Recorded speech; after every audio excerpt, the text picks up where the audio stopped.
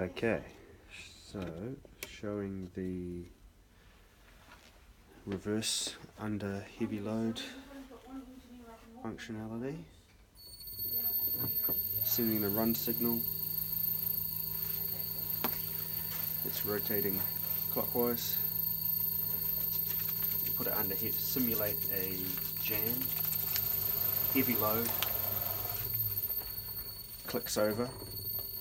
Timer runs. It's now running reverse. 5 seconds is up. It's now running forward again, back to normal.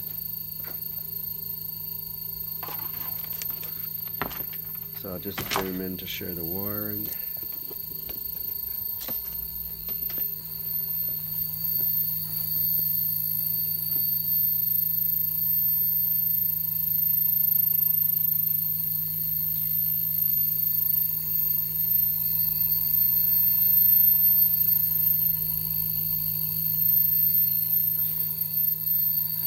Start signal comes from that relay there when it senses Overtorque.